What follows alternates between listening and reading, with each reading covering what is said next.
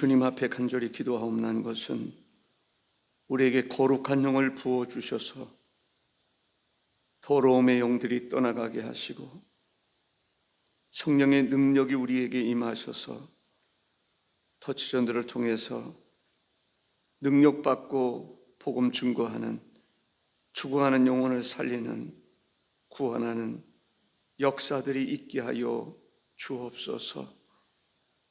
하나님, 세상에는 죽어가는 짐승 하나를 살리는데도 온 정성을 다하는데, 하나님, 죽어가는 영혼 살리는 것, 하나님 소중한 것으로 여겨서 모든 성도들이 동참하고자 하는 마음, 동참하는 가운데서 놀라운 역사가 있게 하여 주옵소서. 예수님의 이름으로 기도하옵나이다. 아멘. 우리를 도우시는 성령님, 여러분들을 도우시는 성령님을 늘 경험하고 계십니까? 성령님은 여러분들의 어떠한 부분에 대해서 도와주고 계실까요?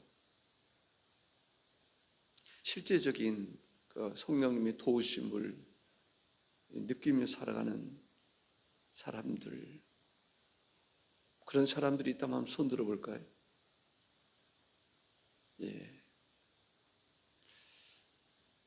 기도할 때 성령님이 도와주시겠죠. 전도할 때 성령님 도와주시겠죠. 우리가 일상적인 삶을 살아갈 때 여러분들의 마음속에 성령님이 거하시면 분명히 도우시리라고 믿습니다. 우리 인간은 스스로 설 수가 없습니다. 인간을 지으실 때에 하나님의 영을 인간에게 불어넣어 주셨습니다. 하나님의 영이 없으면 인간은 다른 짐승들과 별 차이가 없을 것입니다. 그러나 분명한 차이가 있는 것은 하나님의 영을 불어넣어 주셨기 때문입니다. 오늘 우리에게 필요한 것은 성령의 임재입니다. 성령의 충만함입니다. 우리 속에 성령님이 역사해 주셔야 한다는 것입니다. 성령의 도우심을 간절한 마음으로 사모하고 기도하는 여러분들 되시기를 주의 이름으로 축복합니다. 성령님은 진리의 영이라 이렇게 말씀하고 있습니다. 요한복음 14장 17절에 보면 그는 진리의 영이라. 세상은 능히 그를 받지 못하나니 이는 그를 보지도 못하고 알지도 못함이라. 그러나 너희는 그를 아나니 그는 너희와 함께 거하시며 또 너희 속에 계시겠음이라 했습니다. 진리의 영, 진리와 관련된 그러한 분이 성령님이십니다. 진리의 영, 진리를 떠나서는 역사하지 않습니다. 진리의 영이기 때문에 그런 것입니다. 성령님의 도우심으로 마치 점을 치듯이 그렇게 생각한다면 그건 잘못된 것입니다. 진리가 무엇인가? 라고 하는 질문에서 진리가 무엇입니까? 예수 그리스도가 진리입니다. 예수님을 떠나서는 성령님이 역사하지 않으십니다. 예수님의 가르치심, 그 가르치심을 따라서 성령님이 역사하십니다. 생각나게 하시고 깨닫게 하시고. 그래서 성령의 충만함을 받은 사람들은 예수님으로 충만한 사람들입니다. 예수님으로 충만한 사람들은 성령으로 충만한 사람들입니다. 예수 충만, 성령 충만, 성령님 충만, 예수님 충만, 같이 같이 움직이는 것을 볼 수가 있습니다. 요한복음 16장 13절에 그러나 진리의 성령이 오시면, 진리의 성령님이 오시면, 성령님이 우리 가운데 임재하시면 그가 너희를 모든 진리 가운데로 인도하시리니. 진리 가운데로. 성령님의 사역은 뭐냐? 예수님께로 인도하신다는 것입니다. 성령 충만하면, 사도행전 1장 8절의 말씀처럼 성령 충만하면 예수님 증거하는 것입니다. 예수님께로 전하는 것입니다. 인도하는 것입니다. 그래서 성령 충만한 사람은 전도하는 것입니다. 누구 전도하는 거예요? 예수님 전도하는 거예요. 예수님을 전하는 것입니다. 마가의 다락방에 성령을 받은 사람들이 한결같이 한 게 뭘까요? 사도들이 됐든지 집사가 됐든지 한 것은 하나님의 복음을 증거하는 것입니다. 복음이 무엇입니까? 예수 그리스도가 복음인 것입니다. 하나님은 예수 그리스도를 통해서 모든 사람이 구원받기를 원하셨습니다. 예수님이 우리의 죄를 담당하시기 위해서 이 땅에 오셨고 그를 위해서 십자가에 달려 죽으셨습니다. 다 이루셨습니다.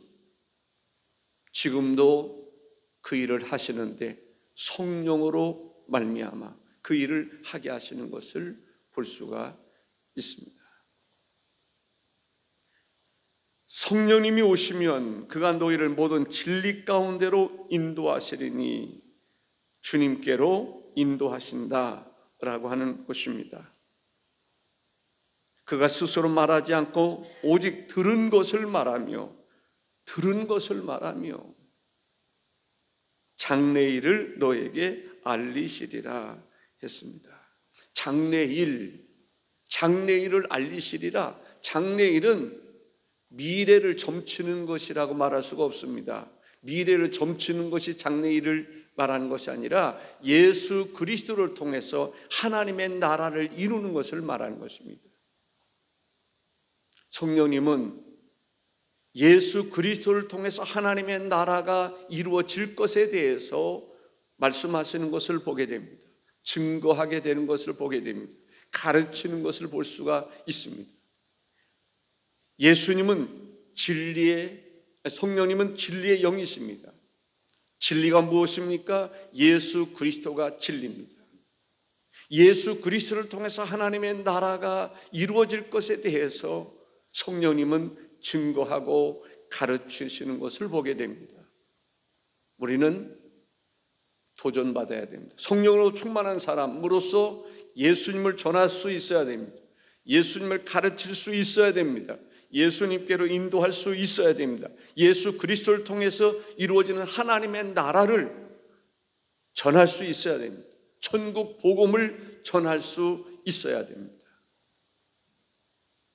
정말 성령에 충만한 성도들이 되시기를 바랍니다. 성령 충만함은 예수님으로 충만한 것입니다. 성령 충만한 사람들은 예수님을 전하지 않을 수가 없습니다. 그런 면에서 나는 과연 성령이 충만한가? 성령이 내 안에서 역사하시는가? 한번 돌이켜볼 필요가 있는 것입니다.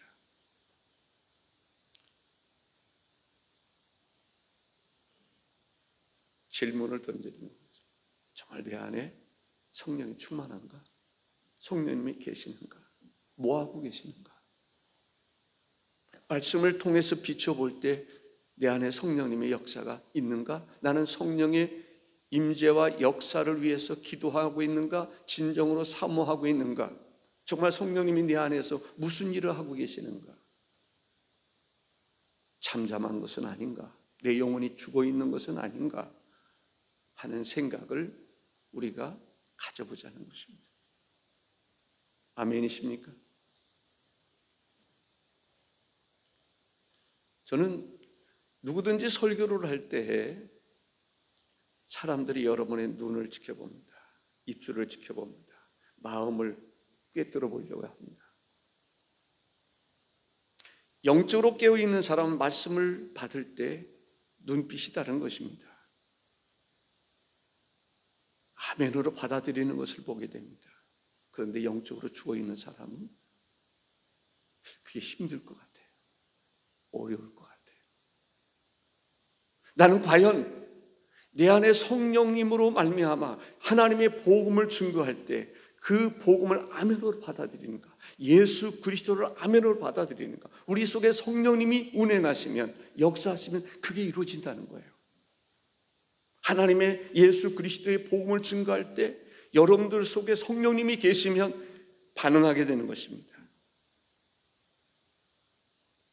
그런데 성령님이 거하시지 않으시면 예수 그리스도를 전하는데도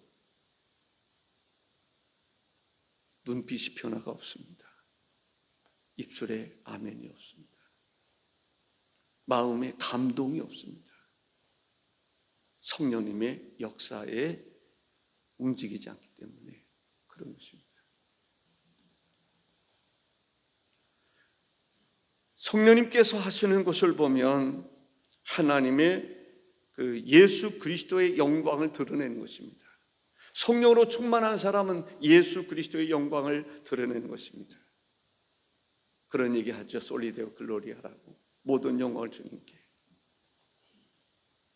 그러니까 성령으로 충만한 사람은 성령이 하시는 일이 뭐냐면 내 안에 성령이 충만하면 예수 그리스도에게 영광을 올려드리는 것을 보게 됩니다.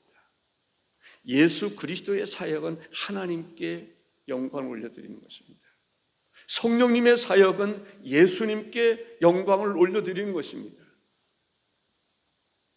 우리가 혼돈하지 않았으면 좋겠습니다.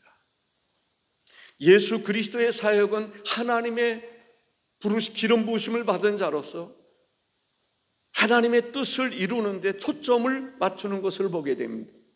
이해가 되시는지요? 감이 오시는지요? 성령님의 사역은 핵심이, 중심이 예수님께 있습니다. 예수 그리스도를 전하시는 것을 보게 됩니다. 예수 그리스도를 가르치시는 것을 볼 수 있습니다. 예수 그리스도에게 영광을 올려드리는 그 사역이 성령님의 사역입니다. 그래서 성령으로 충만한 사람은 예수 그리스도로 충만한 사람이고, 예수 그리스도를 전하는 사람이고, 예수 그리스도를 가르치는 사람이고, 예수 그리스도의 영광을 드러내는 것입니다. 그래서 우리가 성령으로 충만한지 아닌지를 어떻게 알 수 있습니까? 그렇게 살아가는 삶의 모습을 보면서 저 사람에게는 성령이 역사하시는구나, 저 사람에게는 성령의 운행하심이 없구나. 40일 기도를 통해서 우리가 알아야 되는 것은 성령의 역사로 충만해서 정말 나의 삶 속에서 예수 그리스도가 증거되고 예수 그리스도께 영광을 올려드리고 교회의 머리 되신 예수님께서 기뻐하시는 일이 무엇인가를 알고 그렇게 살아가는 것을 볼 수 있습니다.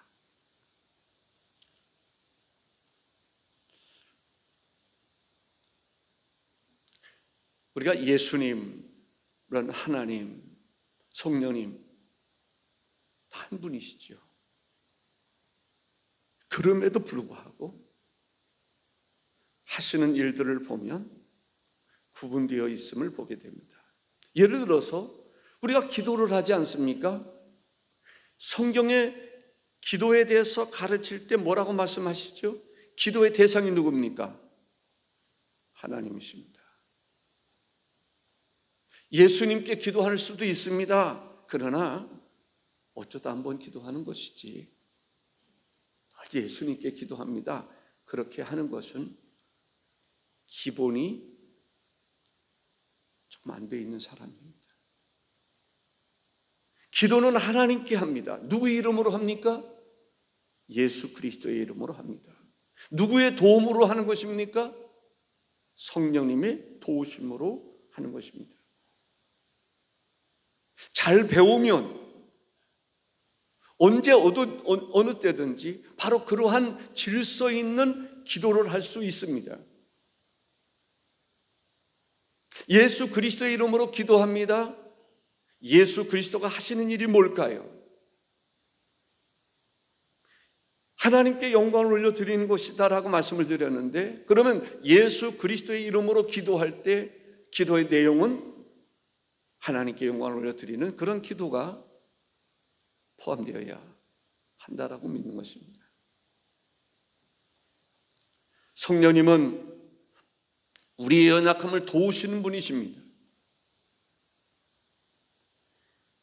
우리가 기도할 바를 알지 못할 때 탄식으로 우리의 기도를 도우시는 분이십니다. 그래서 성령님 도와 주옵소서 말할 수 있어야 됩니다. 성령의 도우심을 구할 수 있어야 합니다. 우리는 하나님께 예수 그리스도의 이름으로 나갈 수 있습니다. 성령의 도우심이 필요한 것입니다. 기도도 그러할 뿐만 아니라 우리의 삶이 그러한 것입니다. 은혜의 보좌 앞에 하나님 앞에 나갈 때 누구의 이름으로 나갑니까? 예수 그리스도의 이름으로 나가는 것입니다. 누가 휘장을 찢어 주셨습니까? 예수 그리스도께서 십자가에 달려 죽으심으로 휘장이 찢어졌고 우리가 예수 그리스도의 이름으로 하나님께 나갈 수 있는 것입니다. 성령의 도우심이 필요한 것이죠. 두 번째는 성령님께서는 진리를 가르치시고 생각나게 하신다라고 26절에 말씀하고 있습니다. 모든 것을 가르치고 내가 너희에게 말한 모든 것을 생각나게 하리라 했습니다. 가르치시고 생각나게 하시고 가르치시고 증거하게 하시고, 성령님의 사역은 가르치는 것입니다. 증거하는 것입니다. 사랑하는 성도 여러분, 그래서 성령 받은 사람은 어떤 일을 합니까? 하나님의 말씀을 가르치는 것입니다. 예수 그리스도를 알지 못하는 사람에게 예수 그리스도를 가르치는 것입니다. 복음을 증거하는 것입니다. 성령 받은 사람에게 있어서 또한 나타나는 것은 간증하는 것입니다. 주님이 어떤 역사를 이루셨는지 간증하는 것을 보게 됩니다. 산 증인이 되는 것입니다. 삶 속에서 경험된 것을 가르치는 것입니다. 전하는 것입니다. 우리는 실제적인 그리스도인으로서의 삶을 살아갈 수 있기를 바랍니다. 우리의 신앙을 점검할 수 있는 계기가 될 수 있기를 바랍니다. 나는 성령의 사람인가? 내 안에 성령님이 역사하는가? 아까 말씀드렸습니다. 예수 그리스도의 복음을 증거할 때 성령 받은 사람은, 여러분의 마음속에 성령이 있는 사람은 아멘, 그 놓치지 않습니다. 성령이 운행하시면 그렇습니다. 그러나 성령의 운행하심이 없으면 반응하지 않습니다. 얼굴 표정도 별 다를 바가 없습니다. 그대로 있는 것입니다. 그런데 마음에 감동이 되면 그 감동이 얼굴의 표정으로 나타납니까? 나타납니까? 반응이 없으세요? 마음속에 기쁨이 충만한데 얼굴은 항상 우거지상일까요? 그렇지 않습니다. 마음에 기쁨이 충만하면 그 충만함이 얼굴로 나타나는 것입니다. 하나님의 말씀을 들을 때, 예수 그리스도의 복음을 증거할 때 성령이 운행하는 사람들은요 너무 좋아하는 거예요. 왜? 성령의 사역이 그러니까. 생각나게 하시고 깨닫게 하시고 반응하게 하시고. 그런데 성령이 운행하지 않는 사람은 반응하지 않습니다. 죽은 자는 반응하지 않는다는 말 하지 않습니까? 그래서 우리가 다시 다시 성령으로, 다시 말씀으로, 다시 복음의 능력으로 하나 되어야 될 줄로 믿습니다. 요한복음 15장 26절에 진리의 성령이 오실 때에 그가 나를 증언하실 것이요 라고 말합니다. 성령님은 증언하십니다. 성령님이 전하시는 게 있어요. 뭐에 대해서 전합니까? 요한복음 16장 8절에 보면 그가 와서 죄에 대하여 의에 대하여 심판에 대하여 세상을 책망하시리라 했습니다. 성령이 하시는 일이 책망이라는 것이에요. 증언하시는 것입니다. 성령님은 무엇을 증언하십니까? 그래서 우리가 성경을 잘 배워야 됩니다. 어려서부터 장성함에 이르기까지, 예수 그리스도에까지 자라기까지 우리는 끊임없이 배워야 되는데, 여러분들 성경을 계속 배우고 있습니까? 저는 목사로서 성경을 너무너무 모른다는 생각에서 부끄러울 때가 많이 있습니다.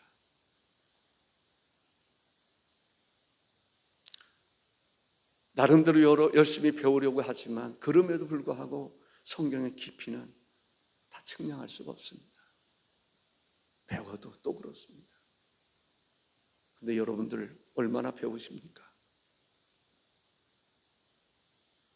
얼마나 성령의 도우심으로 배우기 위해서 기도하고 있습니까? 죄에 대하여 요한복음 16장 9절에 보면 죄하다하여라 하면 그들이 나를 믿지 아니함이요 라고 말합니다. 여러분들, 세상 사람들이 죄에 대해서 무엇을 죄라고 말하죠? 예? 세상 사람들이 생각할 때 죄에 대해서 하면 뭐 도적질하고 뭐하고 강도질하고 때리고 미워하고 뭐 이런 것들을 죄라고 이렇게 얘기하는 거죠. 그런데 성령님께서는 죄에 대해서 뭐라고 말합니까? 가장 용서받을 수 없는 죄가 뭐죠? 예수 그리스도를 믿지 아니하는 것이 죄라고 말합니다. 그러니까 성령이 말씀하고 있는 그 내용을 우리가 잘 알아야 됩니다. 우리도 모르는 사이에 세상적인 그러한 기준으로 죄에 대해서 정의하고 다니는 것을 볼 수 있습니다. 그렇죠? 그렇게 생각하지 않으세요?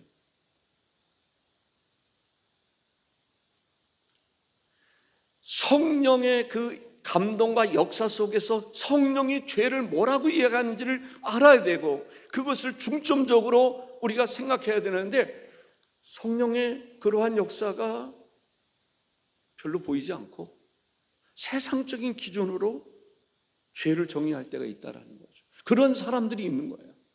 그건 잘못된 거예요. 그 부분에 대해서 성령은 책망하고 있다는 거죠.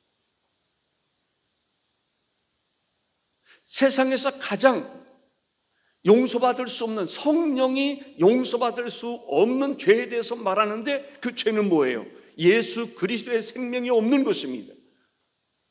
예수 그리스도를 믿지 아니하는 것입니다. 예수 그리스도를 믿지 아니하는 것이 죄라고 그러는데 세상 사람들은 뭐라고 생각합니까?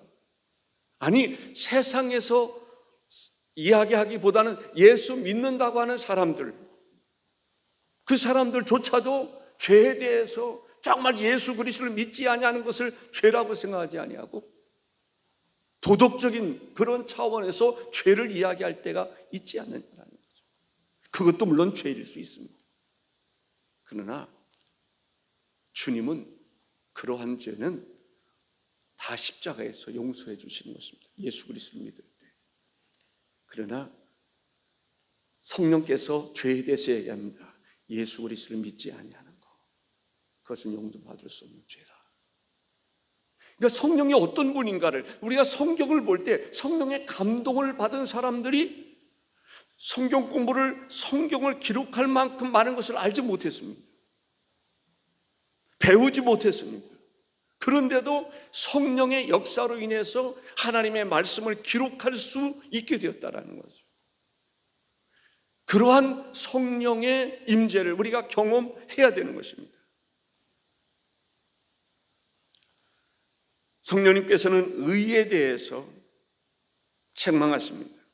의에 대하여라 하면 내가 아버지께로 가니 너희도 다시 나를 보지 못함이요 라고 말합니다. 의가 무엇입니까? 예수님이 의가 되는 것입니다. 의가 무엇입니까? 예수 그리스도가 의가 되는 것입니다. 의가 없으면 의인이 될 수 없는 것입니다. 예수 그리스도가 없으면 의인이 될 수가 없는 것입니다. 내 마음속에 예수 그리스도가 없으면 의가 없는 거예요. 사람들은 의를 선행이라고 생각할 때가 있을 겁니다. 세상 사람들 그렇게 생각하죠. 선행, 그게 바로 의로운 것이라고 얘기합니다. 그래서 사람들이 선행을 많이 해야 구원받지라고 착각하는 사람들이 있습니다. 세상에서 아무리 선행을 많이 한다 할지라도 그것으로 인해서 구원받을 수 있는 사람 단 한 명도 없습니다. 의 대신 예수 그리스도가 마음속에 있어야 그가 의인이 되는 것입니다. 의롭다 함을 받는 것입니다. 예수 그리스도를 믿지 아니하면 의롭다 함을 받을 수 있습니까? 예수 그리스도가 계셔야 의롭다 함을 받는 것입니다. 성령이 그것을 말씀하고 있는 것입니다. 가르쳐주고 있는 것입니다. 무슨 말씀인지 이해가 되시죠? 예수 그리스도가 없는 사람은 의인이 될 수가 없습니다. 의롭다 함을 인정받을 수가 없는 것입니다. 그러나 도덕적인 그러한 면에서는 부족하다 할지라도, 턱없이 부족하다 할지라도 그 사람이 가난하다 잡힌 여인이든지 예수님이 십자가에 달려 죽으실 때 한편에 있는 강도가 됐든지, 교회를 핍박했던 사울이라고 하는 사람이라 할지라도 그가 예수 그리스도를 믿을 때 바로 의가 되는 것입니다. 예수 그리스도가 의입니다. 예수 그리스도가 내 마음속에 있지 아니하면 의롭다함을 받을 수가 없습니다. 무슨 말씀인지 이해가 되시나요? 끄떡끄떡이라도 좀 하시면 좋을 것 같아요. 아멘. 반응을 좀 보이면 좋겠어요. 저는 목회를 하면서요, 시험 드는 사람들은 거의 비슷하게 패턴이 비슷합니다. 우리는 반응할 줄 알아야 돼요. 그 반응은 내 안에 성령이 거하셔야 반응이 됩니다.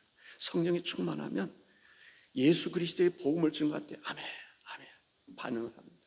왜? 성령의 사역이 바로 그런 거예요. 그런데 어떤 이유에서든지 성령이 멀리 떠나면 반응하지 않아요. 왜? 그 마음속에 성령의 운행하심이, 성령이 우리 속에서 운행하지 않습니까? 성령의 운행함은 어디로 나타나나요? 얼굴로 나타나기도 하고, 그의 언어로 나타나기도 하고, 행동으로 나타나는 경우들이 있습니다. 시간이 좀 지나서 설명을 더 하다 보니까 좀 지나게 됩니다.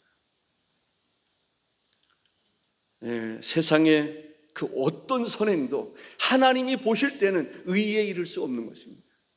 그러나 예수 그리스도를 믿기만 하면, 믿음으로 말미암아 예수 그리스도의 생명이 있으면 그 예수 그리스도로 말미암아 의인이 되는 것입니다. 의롭다함을 받는 것입니다. 죄는 무엇이라고요? 예수 그리스도가 없는 것이 죄입니다. 예수 그리스도를 믿지 아니하면 용서받을 수 없는 죄가 되는 것입니다. 의인은 무엇이라고요? 예수 그리스도가 내 마음에 있을 때 의인이 되는 것입니다. 예수님 믿지 아니하면, 예수님이 내 마음에 계시지 않으면 절대로 의인이 될 수가 없습니다. 예수님이 의가 되기 때문에 그렇습니다. 11절에 보면 심판에 대하여라 하면 이 세상 임금이 심판을 받았음이라 라고 말합니다. 세상의 임금이 무엇을 말하는 것입니다? 임금은 사탄을 얘기하는 것입니다. 왕노릇하고 있습니다. 이미 사탄은 심판을 받은 것입니다. 인간이, 모든 사람이 죄를 범하였으며 하나님의 영광에 이르지 못하는 죄로 말미암아 이미 심판을 받은 것입니다. 심판을 받을 수밖에 없기 때문에 예수님이 처음 외친 것이 뭘까요? 회개하라. 왜? 회개하지 아니하면 심판을 그대로 받을 수밖에 없기 때문에, 그대로 갈 수 있기 때문에 그렇습니다. 이미 심판을 받은 것입니다. 그 심판을 받을 수밖에 없는, 받은 그들에게 주님의 메시지는 뭐예요? 회개하라. 그래야만, 회개하고 예수 그리스도를 믿어야만 네가 심판에서 면제되리라 하는 말씀입니다.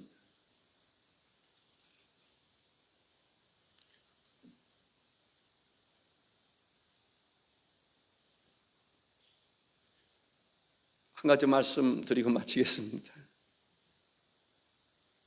사도들을 중심으로 해서 마가의 다락방에 모였던 그리스도인들이 성령을 받았습니다. 그 성령을 우리가 동일하게 받을 수 있습니까? 없습니까? 받을 수 있는 것입니다. 우리도 마가의 다락방에 모였던 그들처럼, 그들의 심정으로, 그들이 사모했던 것처럼 성령의 임재를 사모하는 자가 되어야 될 줄로 믿습니다. 그러면 고넬료의 가정에 모였던 그들이 성령을 받을 수 있었던 것처럼 우리도 동일한 성령을 받게 되리라고 믿습니다. 좀 차이가 있다면, 예수님의 제자들은, 사도들은 예수님을 직접 목격했던 사람입니다. 가르침을 받았던 사람입니다.